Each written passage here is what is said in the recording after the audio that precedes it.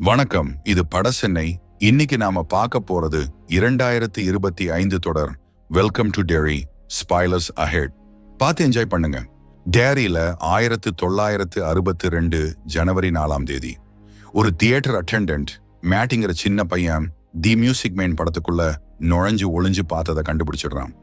Attendant hang கிட்ட இந்த விஷயத்தை பத்தி பேசிக்கிட்டு இருக்கும்போது மேட்டி தியேட்டர் லாப்ல ஒளிஞ்சுக்கிறான். ஹேங் தன்னோட மகள் ரோனி கிட்ட மேட்டிய பாத்தியான்னு கேக்குறாரு. ரோனி மேட்டி ஒரு கட் அவுட்டுக்கு பின்னால இருக்கிறத பார்த்துட்டு அவன் வேற திசையில போனான்னு சொல்றான். இந்த வாய்ப்பை பயன்படுத்தி மேட்டி தப்பிச்சு ஓடிடுறான். அப்புறம் மேட்டி டவுன் எல்லைக்கு வெளியில போற ரோட்ல நடந்து போறான். ஒரு கார் வந்து நிக்குது. அதுக்குள்ள 4 பேர் இருக்காங்க. அந்த அம்மா மேட்டிக்கு லிஃப்ட் வேணுமான்னு கேக்குறாங்க. அந்த அப்பா மேட்டி அவனோட அப்பா அம்மா வீட்டுல கொண்டு போய் விடுறேன்னு சொல்றாரு. மேட்டி பின் சீட்ல ஏறி டேரிய தவிர எங்க வேணும்னாலும் போறேன்னு சொல்றான். அந்த அம்மா நாங்க போர்ட்லாண்டு போறோம்னு சொல்றாங்க. மேட்டி அந்த தம்பதியோட பொண்ணுக்கும் பையனுக்கும் பக்கத்துல உட்கார்றான். பொண்ணு லிவர்னு எழுதின ஒரு பிளாஸ்டிக் டப்பாவை திறக்கிறான். அவ விரலை உள்ள விட்டு மேட்டியோட மூஞ்சி கிட்ட கொண்டு போய் திணிக்க ட்ரை பண்றான். அப்போ மேட்டி அந்த கார் டேரிக்கு திரும்புறத பாக்குறான். அந்த ஆளு வண்டியை ஓட்டிட்டு ஊரை சுத்தி வராரு. பயந்து போன மேட்டி கார்ல இருந்து இறங்க முயற்சி பண்றான். கார் லாக் ஆகி இருக்கு. அந்த ஆளு வண்டியை நிறுத்தவும் இல்லை, அவனை இறக்கி விடவும் இல்லை. மேட்டி ஸ்டியரிங் வீலை பிடிச்சி இழுக்கிறான். அப்போ கர்ப்பமா இருக்கிற அந்த அம்மாவுக்கு பிரசவ வலி வருது. ஒரு பயங்கரமான பிராணி அவளுக்குள்ள இருந்து வெளியில வருது. அதுக்கு மார்புல இருந்து ஒரு தலை, கழுகு மாதிரி கை கால்கள் மற்றும் வாவ்வால் மாதிரி இறக்கைகள் இருக்கு. அந்த அம்மா அதை பிடிக்க முயற்சி பண்றப்போ அது பின் விண்ட்ஷீல்டுல பறந்து போகுது. மேட்டி தன்னோட பசிஃபயரை வாயில போட்டுட்டு பயத்துல திரும்பிக்கிறான். திடீர்னு கார் ஒரு பாலத்தை கடக்கும் போது மேட்டியோட பசிஃபயர் ஜன்னல் வழியா பறந்து போய் கீழே இருக்கிற ஆத்துல விழுந்துருது. 4 மாசத்துக்கு அப்புறம் பில் பைனாகுலர் வழியா பாக்குறான். ஒரு விமானம் டேரி ஏர் ஃபோர்ஸ் தளத்துல வந்து இறங்குது. மேஜர் லேராய் ஹான்லன் மற்றும் கேப்டன் பாலி ரூசோ விமானத்திலிருந்து வெளியில வராங்க. அவங்க சோவியத் பேஸ்ல இருந்து வெறும் 7 மணி நேரத்துல இருக்கிறத தெரிஞ்சுக்கிறாங்க. ஹான்லன் தன்னோட துணை அதிகாரிகளில ஒருத்தங்கிட்ட இருந்து இனவெறிய சந்திக்கிறாரு. ஜெனரல் ஷா அந்த அதிகாரியை கண்டிக்கிறாரு. ஷா ஹான்லனை தன்னோட ஆபீஸ்க்கு வர சொல்றாரு. லோக்கல் ஹை ஸ்கூல்ல லில்லி தன்னோட லாக்கர் திறக்கிறா. அதுல நிறைய ஊறுகா ஜாடிகள் இருக்கு. அவளோட பெஸ்ட் ஃப்ரெண்ட் மார்ஜ் லில்லிக்காக கோவப்படுறா. அதே நேரம் பில்லும் டெடியும் ஏலியன்ஸ் பத்தி பேசிக்கிட்டே இருக்கிறாங்க. பில் மிலிட்டரி பேஸ் எதையோ மறைக்கிறதா நம்புறான். அப்புறம் டெடி ஹோம்ஒர்க் செஞ்சுட்டு இருக்கான். பில் அவன்கிட்ட பேசிக்கிட்டு இருக்கான். மேட்டி காணாம போய் 4 மாசம் ஆச்சுன்னு டெடி சொல்றான். போலீஸ் அவனோட உடலை கண்டுபிடிக்கவே இல்லை. மேட்டியோட பிறந்த நாளை மறந்ததுக்கு டெடி பில்லையும் தன்னையும் குறை சொல்றான். மேட்டியோட சாவு பத்தி பேசுறதுனால அவன் உயிர் திரும்ப வராதுன்னு பில் சொல்றான். லில்லி தன்னோட பாத்ரூம்ல இருக்கா. அவளோட பிரேஸ்லெட்ல இருக்கிற ஒரு டாலர் பாக்குறா. மேட்டி அவளோட டவர்ல இருக்க வியூயிங் டெக்குக்கு கூட்டிட்டு போனதை ஞாபகப்படுத்திக்கிறா. அது பல வருஷமா கைவிடப்பட்டு இருந்துச்சு. ஆனா பில், டெடி, மேட்டி 3 பேரும் அதை ஒரு ரகசிய ஹேங் அவுட்டா மாத்திருந்தாங்க. மேட்டி லில்லிக்கு ஒரு ஆமை பொம்மையை கொடுக்குறான். லில்லி தன்னோட அப்பாவோட துயர மரணம் பத்தி பேசுறான். பட்டாசு பார்க்கும்போது மேட்டி லில்லியை கிஸ் பண்ண ட்ரை பண்றான். லில்லி பின்வாங்கி நாம ஃப்ரெண்ட்ஸ்னு சொல்றா. இப்போ லில்லி மேட்டி பாடுறத கேட்கிறான். அவனோட குரல் பாத்ரூம் ட்ரெயின்ல இருந்து வருது. லில்லி மேட்டியோட பேர் சொல்லி கூப்பிட்டு திரும்பி வர சொல்றான். அவன் என்ன விடமாட்டான்னு மேட்டி பதில் சொல்றான். அப்புறம் ரத்தக்கரை படிஞ்ச விரல்கள் ட்ரெயின்ல இருந்து வெளியில வருது. அடுத்த நாள் லில்லி, பில் மற்றும் டெடி டவரோட வியூயிங் டெக்ல மேட்டியோட சந்திப்பை பத்தி பேசுறாங்க. பசங்க லில்லிய நம்பல. ஹான்லனை டேரியர் ஃபோர்ஸ் பேஸுக்கு வரவழைச்சாங்க. ஏன்னா ஷா மிலிட்டரியோட புதிய BI-2I டெஸ்ட் பண்ண சொல்றாரு. அன்னைக்கு சாயங்காலம் டெடி தன்னோட குடும்பத்தோட டின்னர் சாப்பிட உட்கார்றான். ஒரு குழந்தைய யாராவது கடத்திட்டு போய் அண்டர் கிரவுண்ட்ல வைக்க முடியுமான்னு டெடி தன்னோட அப்பா கிட்ட கேட்கிறான். டெடியோட அப்பா அவனை திட்டுறாரு. இதுக்கு அப்புறம் டெடி தன்னோட பெட்ரூம்ல காமிக் புக் படிக்கிறான். திடீர்னு அவனுக்கு பக்கத்துல இருக்கிற விளக்கு அணைஞ்சு போகுது. வெளிச்சம் திரும்பி வருது. ஆனா விளக்கு முகங்களால செய்யப்பட்டிருக்கு. டெடி பயந்து போய் பெட்ல இருந்து இறங்கி டெஸ்க் கீழே ஒளிஞ்சுக்கிறான். அப்புறம் டெடி தன்னோட ரூம்ல பார்த்தத பில்லுக்கும் லில்லிக்கும் சொல்றான். டெடி வாந்தி எடுக்கும்போது பில் தன்னோட நண்பன் உண்மையை சொல்றான்னு நினைக்கிறான். மேட்டி காணாம போனது பத்தி கண்டுபிடிக்கிறதுக்காக லைப்ரரியில நியூஸ் பேப்பர் கட்டுரைகளை ஆராய முடிவு பண்றாங்க. பில்லோட தங்கச்சி சூசியும் அங்க இருக்கா. ஒரு கட்டுரையில மேட்டி காணாம போறதுக்கு முன்னாடி கடைசியா பார்த்த அடையாளம் தெரியாத 12 வயசு பொண்ணை பத்தி சொல்லியிருக்கு. அதிகாரிகள் அதை ஒரு கொலைகேஸ்னு முடிவு பண்ணாங்க. இது அவங்கள ரோனியோட வீட்டுக்கு கூட்டிட்டு போகுது. ரோனி அவங்கள போக சொல்றா. போலீஸ் மேட்டியோட கொலைய அவளோட அப்பா மேல போட முயற்சி பண்ணாங்கன்னு சொல்றா. ரோனி லில்லி மேட்டி சாக்கடையில இருந்து பாடினதை பத்தி சொல்றத கேட்கிறான். ரோனி தானும் பாட்டை கேட்டதா சொல்றான். அந்த பாட்டு எங்க இருந்து வந்துச்சுன்னு அவளுக்கு தெரியும். அப்புறம் கேஸ் மாஸ்க் போட்ட 2 பேரு ஹான்லன்னு அவரோட அறையில தாக்குறாங்க. புதிய P5 ஓட ஸ்பெக்ஸ் கொடுக்க சொல்றாங்க. ஹான்லன் அவங்கள எதிர்த்து சண்டை போடுறாரு. ஆனா ஒருத்தன் அவரை நோக்கி துப்பாக்கியை நீட்டுறான். ரூசோ ஹான்லானோட ரூமுக்குள்ள புகுந்து அவங்கள தாக்குறான். அதனால அவங்க தப்பிச்சு ஓடிடுறாங்க. ரோனி, லில்லி, பில், டெடி மற்றும் சூசி கூட சினிமா தியேட்டருக்குள்ள நுழையறான். அவ மியூசிக் மெயின் படத்தை போடுறான். பாத் ட்ரெயின்ல இருந்து மேட்டி தனக்கு பாடின பாட்டு இதுதான்னு லில்லி உறுதிப்படுத்துறான். திடீர்னு அவங்க அந்த காட்சியில மேட்டியை பாக்குறாங்க. அவனும் ஒரு குழந்தைய கையில பிடிச்சிருக்கான். அவங்க மேட்டியை அவங்கள நோக்கி ஸ்கிரீனை விட்டு வெளியே வர சொல்றாங்க. மேட்டி நிஜ உலகத்துல அவங்க கூட சேர மறுக்கிறான்.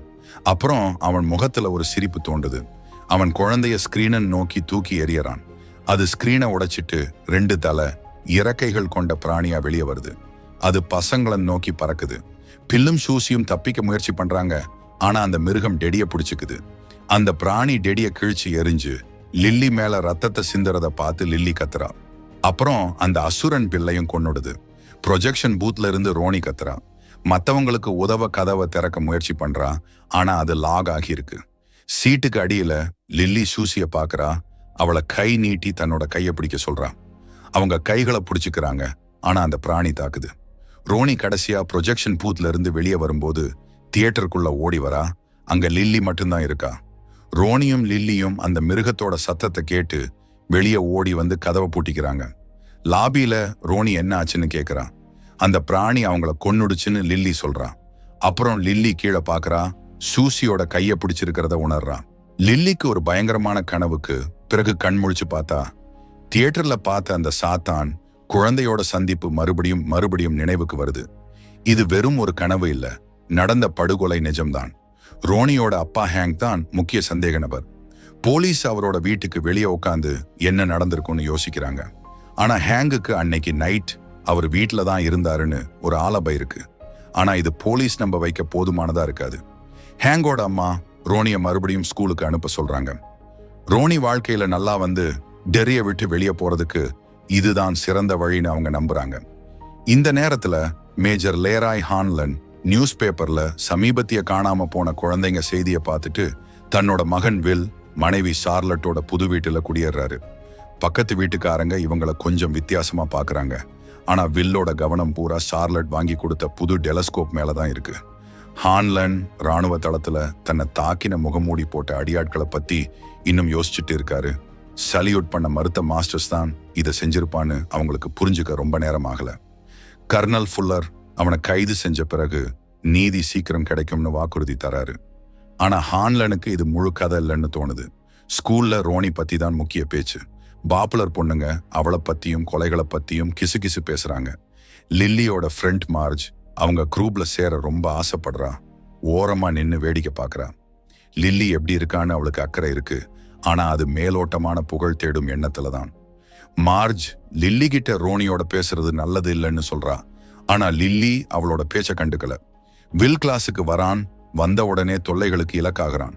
அதே சமயம் சார்லட் வீதியில ஒரு பையனை பொதுமக்கள் எல்லாரும் முன்னாடியும் அடிக்கும்போது ஊர் மக்கள் அதை சாதாரணமா எடுத்துக்கிறது பார்த்து ஷாக் ஆகுறாங்க. கசாப்புக்காரர் பசங்கன்னா இப்படிதான் இருப்பாங்கன்னு சாதாரணமா சொல்றாரு. சார்லட் கோவமாகி அன்னைக்கு நைட் டின்னர் டேபிள்ல இந்த விஷயத்த பேசுறாங்க. டெர்ரி மக்கள் வீதியில நடக்கிற வன்முறைய ரொம்ப சாதாரணமா எடுத்துக்கிறாங்கன்னு சுட்டி காட்டுறாங்க. ஹான்லன் கவனத்தை ஈர்க்க வேண்டான்னு அமைதியா இருக்க சொல்றாரு. ஷிரிஃபோர்ட்ல நடந்த ஒரு சம்பவத்தை பத்தியும் பேசுறாரு. சார்லட் அதை பத்தி பேச விரும்பல. இந்த நேரத்துல ரோனிக்கு ஒரு பயங்கரமான காட்சி வருது. அவ மறுபடியும் அவ அம்மா வயித்துக்குள்ள இருக்கா. மூச்சு திணறி வெளியே வர கஷ்டப்படுறா. அவ அம்மாவோட முகம் கோணலா மாறி தன்னை கொன்னதுக்காக ரோனியை திட்டுறாங்க. அவ அப்பாவையும் அதே மாதிரி கொன்னுடுவான்னு சொல்றாங்க. ரோனியோட முயற்சிக்கும் போது ஒரு தோப்புள் கொடியால அந்த பயங்கரமான உயிரினத்தோட இணைக்கப்பட்டிருக்கிறத உணர்றா. அது இன்னும் நெருக்கமா இழுக்குது. ரோனியோட அம்மாவோட வயிறு கூர்மையான ரேசர் பற்களா மாறுது. உள்ள இழுக்க பாக்குது.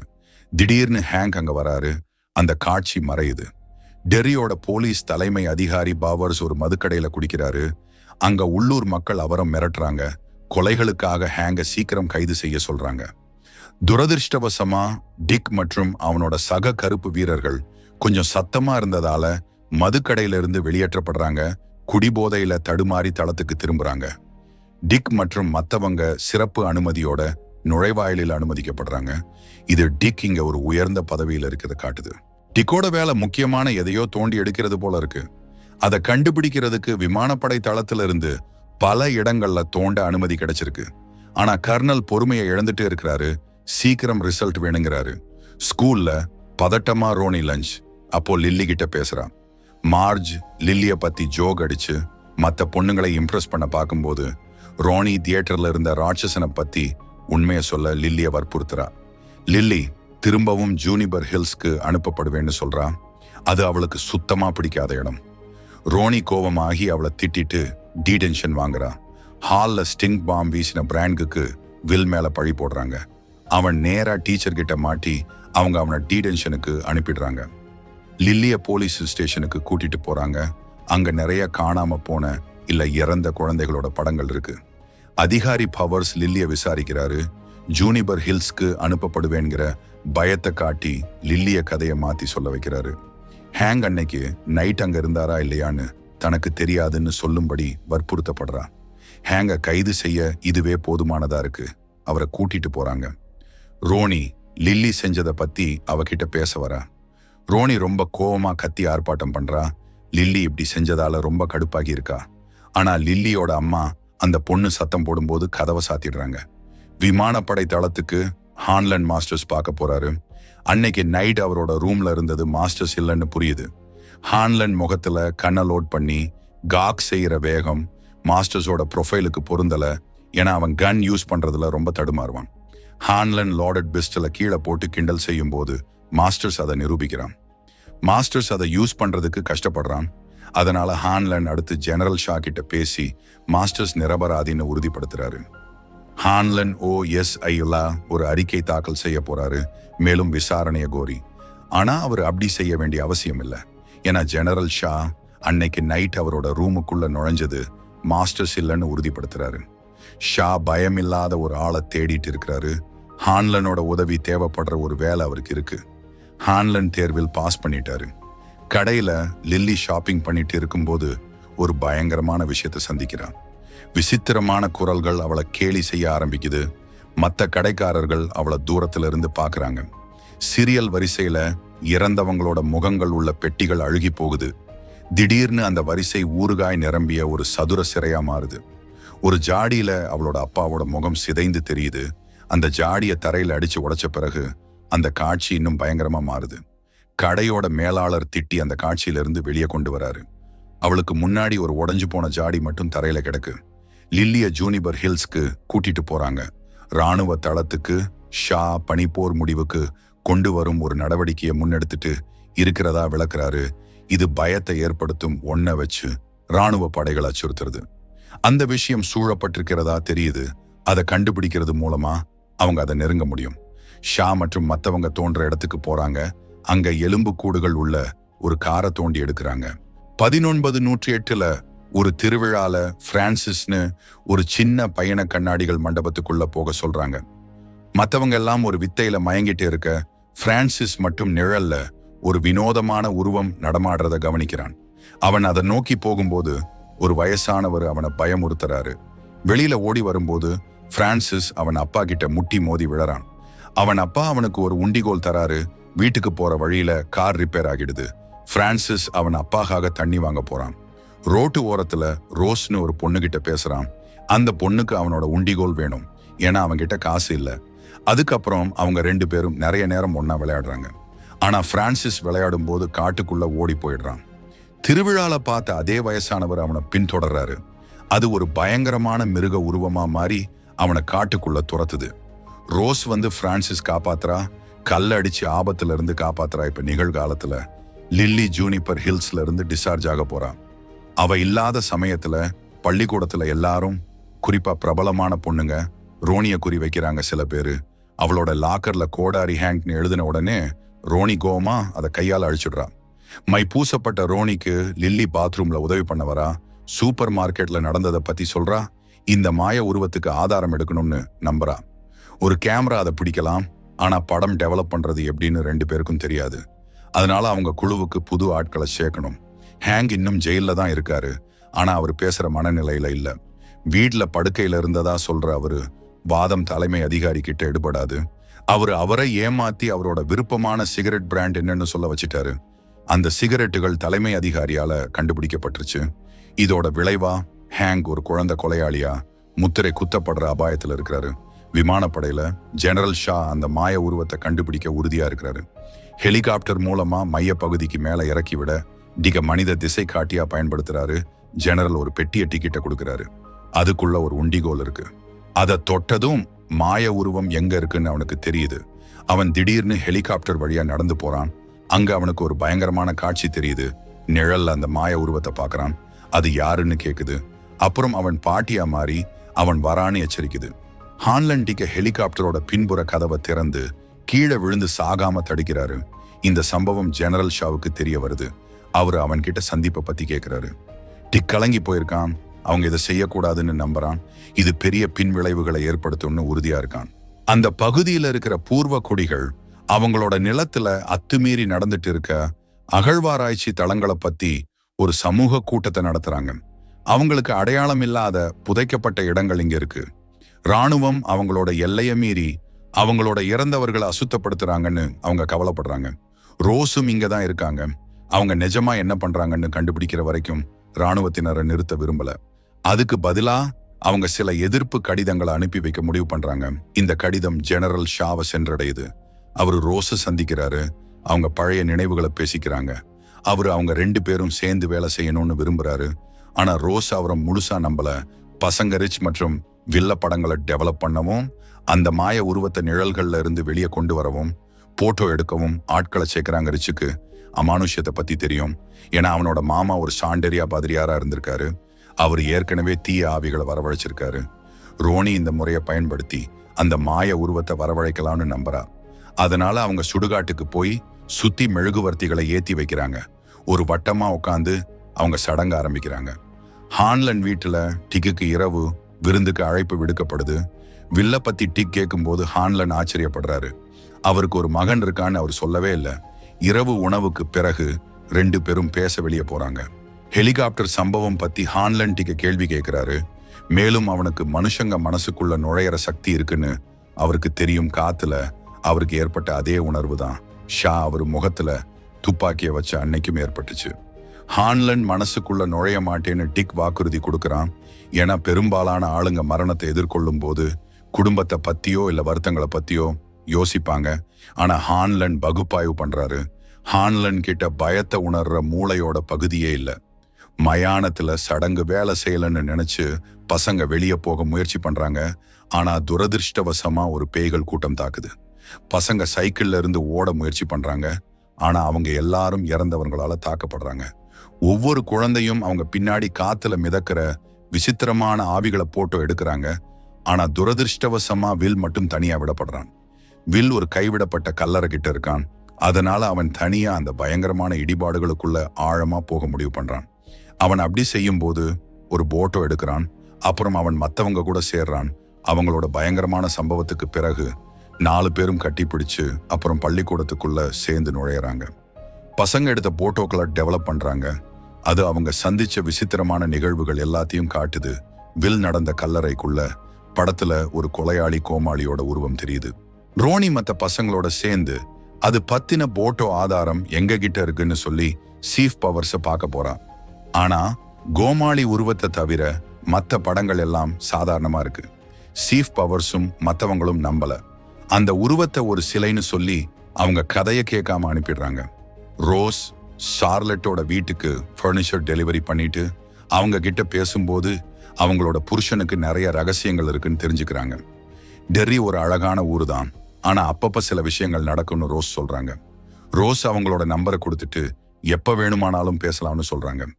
வில் வீட்டுக்கு போனதும் தான் துரத்தப்பட்ட அனுபவத்தை ஷார்லட்டை கட்டிப்பிடிச்சு அழுதுட்டே சொல்றான். ராத்திரி மயானத்துல ஓடினதை லேராய் கிட்ட சொல்ல வேணாம்னு ஷார்லட் முடிவு பண்றாங்க. லேராயும் வில்லும் இன்னும் நிறைய நேரம் செலவு பண்ணணும்னு ஷார்லட் நினைக்கிறாங்க. அதனால 2 பேரும் மீன் பிடிக்க போறாங்க. ரோனி மேல வில்லுக்கு இருக்க கிரஷ் பத்தி பேசும்போது அவங்க நல்லா பழகுறாங்க. ஆனா மீன் பிடிக்கிற கொக்கியை எடுக்க ஹான்லன் போகும்போது வில்லுக்கு அவனோட அப்பா நீயும் எரிஞ்சு போன்னு சொல்ற மாதிரி பயங்கரமான காட்சிகள் தெரியுது. நடந்ததை வில் சொன்னதும் ஹான்லன் முதல்ல நம்பல. ஆனா பையனோட மணிக்கட்டுல ரத்தமும் காயங்களும் இருக்கிறத பார்த்துட்டு தான் நம்புறாரு.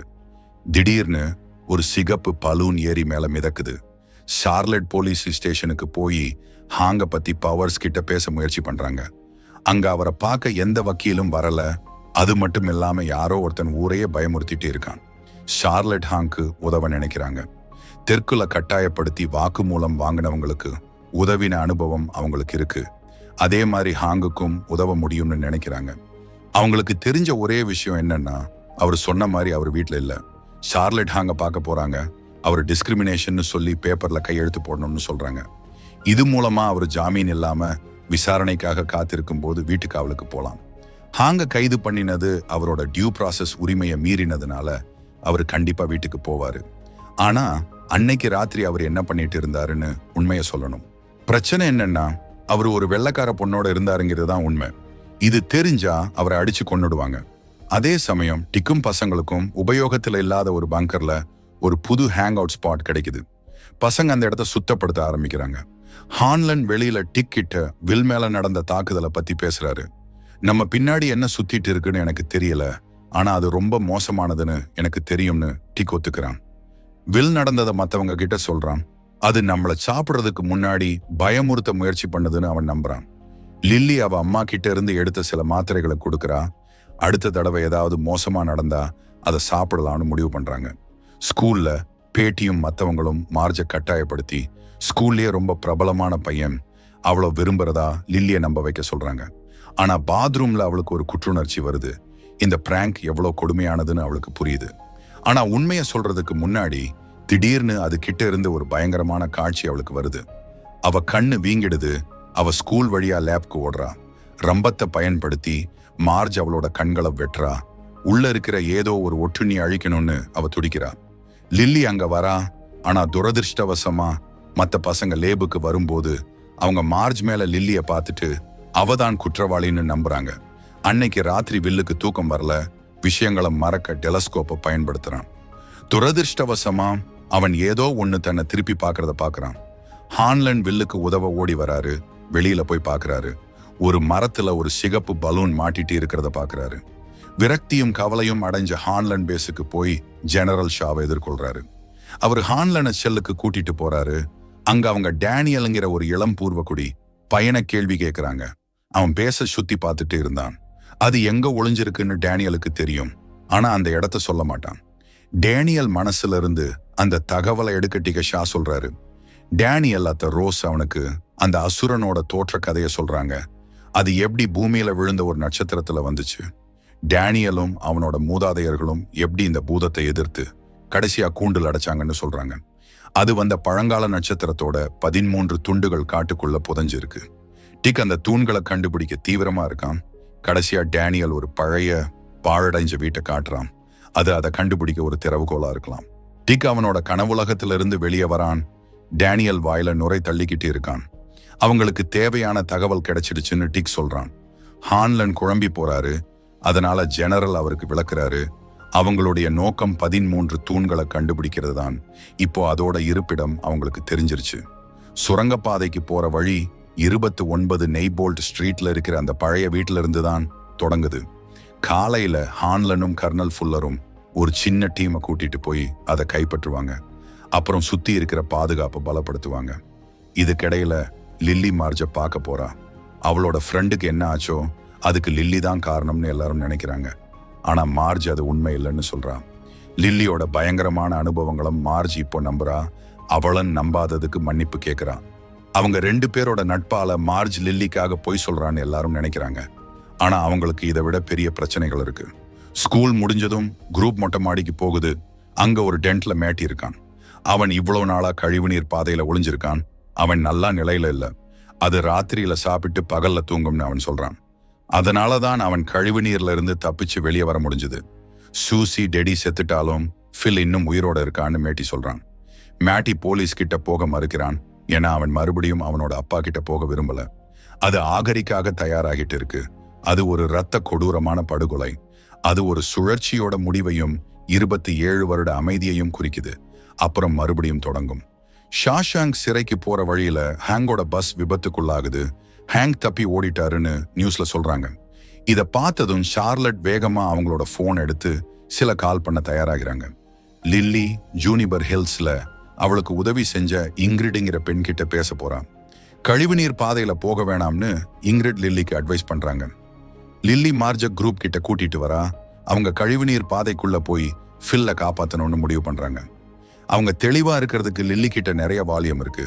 ஃபில்ல திருப்பி கூட்டிட்டு வரணும்னு அவ உறுதியா இருக்கா. அவரோட வெள்ளைக்கார காதலியான இங்கிரிட் கிர்ஷோட உதவியோட ஹேங்க் நகரத்தை விட்டு வெளியேற ஒரு வண்டிக்கு ஏற்பாடு பண்றாரு. இங்கிரிட் ஷார்லட்டை பார்க்க போறாங்க. அவங்களோட உதவி தேவை. அவங்க கீழே இறங்க தயாராகும் போது ஹான்லனும் அவரோட டீமும் அந்த வீட்டுக்குள்ள இருக்கிற கிணத்து வழியா டெர்ரியோட ஆழமான பகுதிக்கு இறங்க தயாராகிறாங்க. சுவாரஸ்யமா டேனியல் ஒரு வினோதமான அரும்பொருளை வச்சிருக்கான். அது ரோஸ் அவனுக்கு கொடுத்த ஒரு மாயாஜால கத்தி. அது நட்சத்திரத்தோட துண்டு. கழிவு நீர்ல டிக் தொடர்ச்சியா மாய தோற்றங்களால பாதிக்கப்படுறான். தண்ணிக்கு அடியில அவன் மறையும் போது அவன் பாட்டியோட வீட்டுல இருக்கிற அவனோட குளியலறைக்குள்ள வந்துடுறான். டிக் காணாம போனதும் அது ஏங்கிள்ஷாம் வடிவத்துல வந்து 2 சிப்பாய்கள் மேல பாயுது. டிக்கோட தாத்தா ஒரு பூட்டப்பட்ட பெட்டியை வச்சிருக்காரு. அதுக்குள்ள அவனோட ரகசியங்கள் இருக்கிற மாதிரி தெரியுது. துரதிருஷ்டவசமா அது அதை திறந்துடுது. இதுக்கிடையில பாலியையும் ஹான்லனையும் ஷார்லட் வடிவத்துல ஏதோ ஒண்ணு அச்சுறுத்துது. அது ஹான்லன் மேல பாயும் போது அவரு அதோட தலையில சுடுறாரு. அப்புறம் அது ஊர்ந்து போகுது. இது ஹான்லன் மட்டும்தான் பாக்குறாரு. மேலும் இது பாலியோட மூளைக்குள்ள நுழைய முயற்சிக்கும்னு அவரு அவனுக்கு எச்சரிக்கிறாரு. இந்த குழப்பத்துக்கு மத்தியில டேனியல் சிப்பாய்களிட இருந்து ஓடி போறான். ஆனா தற்செயலா கத்திய கீழே போட்டுடுறான். பசங்க எடுத்துக்கிட்ட வாலியம் மாத்திரையால கொஞ்சம் கவனம் கரங்கடிக்கப்பட்டு இருக்கிறாங்க. துரதிருஷ்டவசமா மேட்டி பசங்களை ஒரு நீர் கல்லறையில கொண்டு போய் விடும்போது நிலைமை ரொம்ப மோசமாகுது. ஃபில், மேட்டி உட்பட எல்லா பசங்களும் இங்க செத்து கிடக்குறாங்க. மேட்டி ஒரு கம்பத்துல சுழன்று பாட்டு பாடி பென்னிவைஸா மாறுறான். பென்னிவைஸோட உருவம் மாறி சிதைந்து கொலையாளி கோமாளியா மாறுது. பசங்க ஓடி போகும்போது ஹான்லன் வில் இன்னொரு பாயிண்ட் நினைச்சு சுட தயாராகிறாரு. அவர் சுடுறதுக்கு முன்னாடியே பாலி நடுவுல வந்து ஹான்லனோட மகனை காப்பாத்துறான். துரதிருஷ்டவசமா பாலி அவனோட காயத்தால இறந்து போறான். பசங்க கழிவு நீர்ல இருந்து வெளியே ஓடி போறாங்க. ஆனா லில்லி தனியா மாட்டிக்கிறான். பென்னிவைஸ் தாக்க தயாராகும் போது டேனியலோட பிரகாசமான மாயாஜால கத்தி அவளுக்கு முன்னாடி தண்ணியில இருக்கிறது தெளிவானதும் அது நின்னுடுது. அது கோமாளிய கிட்ட வரவிடாம தடுக்குது. பென்னிவைஸ் கடைசியில கழிவு நீர்ல நழுவி போகுது. துரதிருஷ்டவசமா இன்னும் கழிவு நீர்ல மாட்டிக்கிட்ட ஒரே ஒரு ஆள் டிக் ஹாலரன். அவன் கடைசியில வெளியே வர முடிஞ்சுது. ஆனா அவன் நல்லா இல்ல. பாலியோட ஆவி கழிவு நீர் நுழைவாயிலிருந்து தள்ளாடி வெளியே போறத அவன் கவனிக்கிறான். அந்த பூட்டப்பட்ட பெட்டி திறக்கப்பட்டது. 1935 ஜூனிபர் ஹில்ஸ்ல மேபல்னு ஒரு சின்ன பொண்ண அவளோட நர்ஸ் படுக்கையில இருந்து எழுப்பி கீழே கூட்டிட்டு போறாங்க.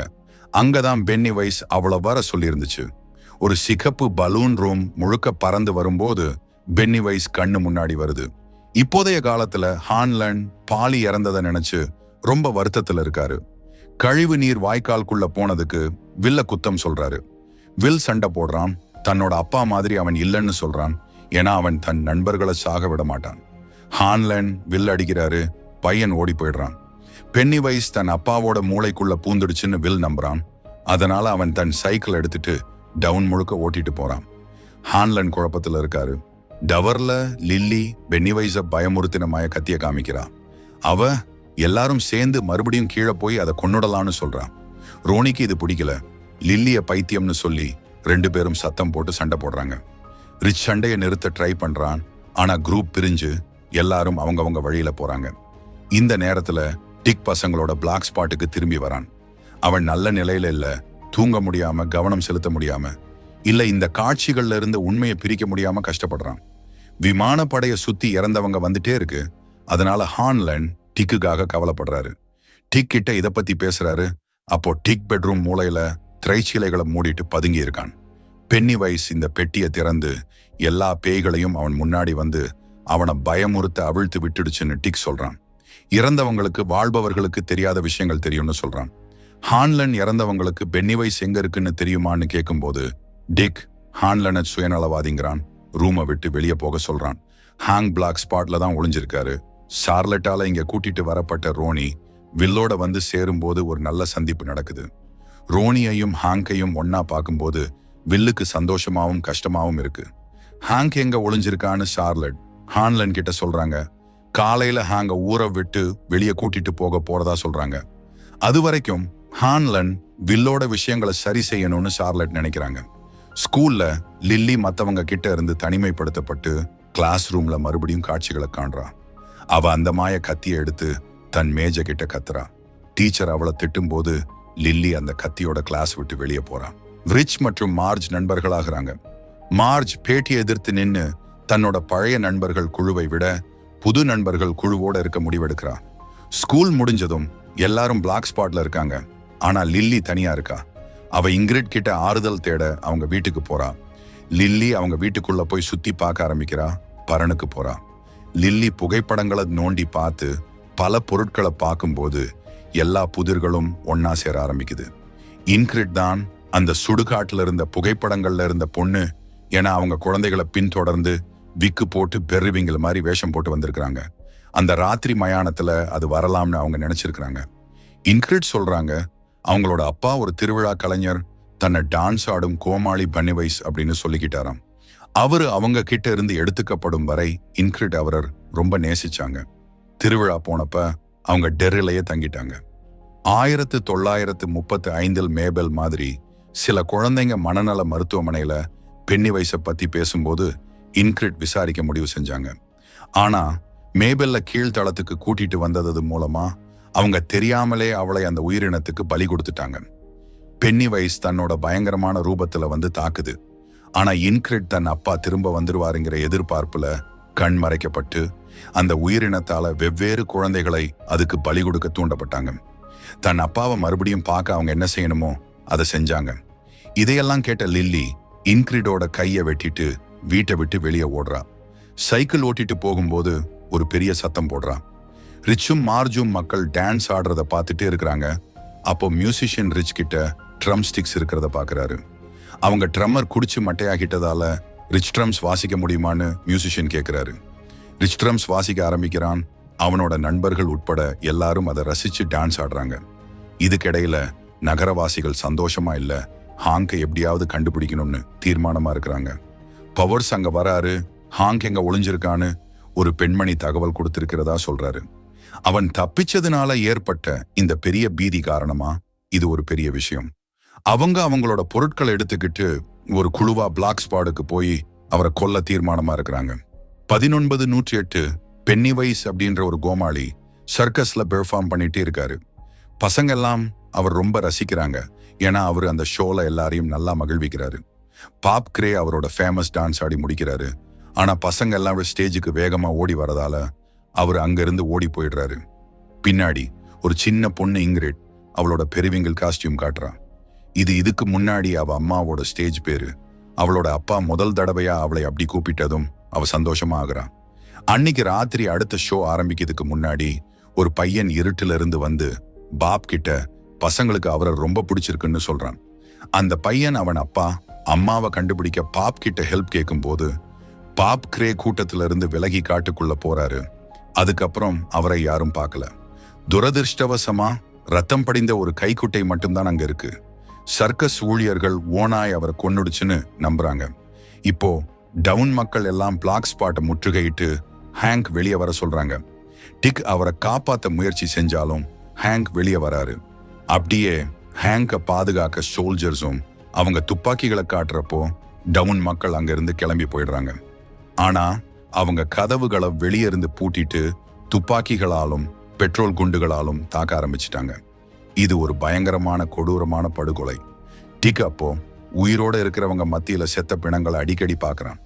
துரதிருஷ்டவசமா இந்த ரத்த களரி மத்தியில ஒரு பரிச்சயமான டான்ஸ் ஆடுற கோமாளி பென்னிவைஸ் இருக்கு. பென்னிவைஸ் டிக்க பயமுறுத்தி செத்து போனவங்க கூட அவனை பார்க்க வைக்குது. டிக் தரைய உடைச்சு ஹாங்க், ரோனி மற்றும் வில்ல காப்பாத்துறான். ரிச் மற்றும் மார்ஜ் அங்க போறதுக்கு முன்னாடி கூரை இடிஞ்சு விழுது. ரிச் மார்ஜ் ஒரு பெட்டிக்குள்ள வச்சு தீயில இருந்து அவளை காப்பாத்துறான். அப்போ அவனுக்கு அவளை எவ்வளவு பிடிச்சிருக்குன்னு சொல்றான்.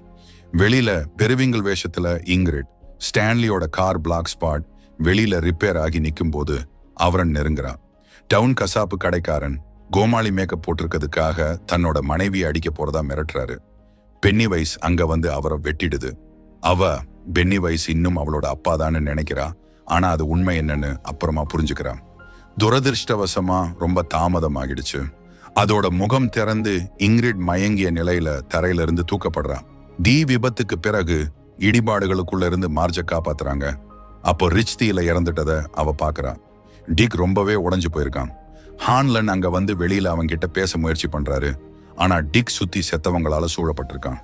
முன்னும் பின்னுமா ஆடிக்கிட்டே டிக் பென்னி வைஸ் போயிடுச்சுன்னு சொல்றான். இந்த பெரிய படுகொலைக்கு பிறகு அது தூங்கிடுச்சு. ஆனா டிக் அவங்களுக்கு ஒரு தூணை கண்டுபிடிக்க உதவ முடியும். அவனுக்கு துல்லியமா இடம் தெரியாது. ஆனா அவன் அவளை பின் தொடர்ந்தா போதும், அவ அவங்கள நேரா அங்க கூட்டிட்டு போயிடுவா. இந்த பெண் ஒரு இறந்த அமெரிக்க பூர்வீக குடிமகள். அவளை டிக் மட்டும்தான் பார்க்க முடியும். ஷார்லேட் பசங்களையும் ஹேங்க காட்டுல கண்டுபிடிக்கிறாங்க. அவங்க அவர்கிட்ட சட்டையை காட்ட சொல்றாங்க. டெர்ரியில பிளாக் ஸ்பாட் படுகொலை ஒரு சட்டவிரோத விருந்தின் போது நடந்த மின்சார தீ விபத்துனால ஏற்பட்டதுன்னு ரேடியோல செய்தி பரவுது. ஹாங் இறந்தவர்கள்ல ஒருவனு செய்தியும் வருது. ஹான்லன் ஹாங்க கொஞ்ச நாள் அவங்க கூட வந்து தங்க வைக்க விரும்புறாரு. ஷார்லேட் ஹாங்க ராணுவ சீருடையில தயார் பண்றாங்க. அப்புறம் அவங்க ஹாங்க நகரத்தை விட்டு வெளியேற உதவ ரோஸ் வீட்டுக்கு போறாங்க. ஹான்லன் டிக் கூட சேர்ந்து தோண்டும் இடத்தை மேற்பார்வையிடுறாரு. அவங்களுக்கு ஒரு தூண் கிடைக்க ரொம்ப நேரம் ஆகல. அவங்க ஆமை ஓட்ட திறந்து முதல் தூணை வெளியே எடுக்கிறாங்க. அது அந்த மாய கத்தியோட அதே பொருள் இருக்கு. துரதிருஷ்டவசமா இத டெர்ரிக்குள்ள இன்னும் ஆழமா கொண்டு போய் மாட்ட வைக்கிறதுக்கு பதிலா ஜெனரல் ஷாவோட புது உத்தரவுகள் என்னன்னா, தூணை பரிசோதிச்சு அந்த தரவுகளை பயன்படுத்தி மற்ற தூண்களை இன்னும் வேகமா கண்டுபிடிக்கிறது தான். ஹான்லன் கவலைப்படுறாரு. டேனியல் இதை பார்த்துட்டு தன்னோட அத்தைக்கு என்ன நடந்ததுன்னு சொல்ல ஓடுறான். அந்த தூண் அழிக்கப்பட போகுது. ஆனா ஹான்லன் அதை நிறுத்த லேபுக்கு வராரு. ஜெனரல் ஷா ஹான்லன் கிட்ட பேசுறாரு. இன்னொரு உள்நாட்டு போரை தடுக்க முயற்சி பண்றதா விளக்குறாரு. இது ரஷ்யாவை பத்தி ஒருபோதும் இல்ல. இந்த ஆபரேஷன் அமெரிக்கால பயத்தை பரப்பி அராஜகத்தை தடுத்து நிறுத்த பாக்குது. இது கட்டுப்படுத்துறதுக்கு இன்னும் ஈஸியா இருக்கும். துரதிருஷ்டவசமா ஹான்லனோட வேண்டுகோள்களையும் மீறி ஷா அந்த தூணை முழுசா எரிச்சு டெர்ரி ஆபத்துக்குள்ளாக்குறாரு. அது தூங்கும் சுழற்சியின் நடுவுல இருந்தாலும் பென்னி வைஸ் முழிச்சு உடனே வில்லோட வீட்டுக்கு அவனை தாக்க போகுது. பென்னி வைஸ் முழுசா கட்டுக்கடங்காம இருக்கு. டெர்ரி முழுக்க ஒரு அடர்ந்த இயற்கைக்கு மாறான மூடுபனி சூழ்ந்திருக்கு. அது நேரா உயர்நிலை பள்ளிக்கு போகுது. இன்டர்காம் பயன்படுத்தி பிரின்சிபாலோட குரல்ல பேசி பென்னி வைஸ் வயசான மாணவர்களை கலைச்சு விட்டுட்டு சின்ன பசங்களை ஜிம்முக்குள்ள வர சொல்லுது. 100க்கும் மேற்பட்ட குழந்தைகள் உள்ள கூடுறாங்க.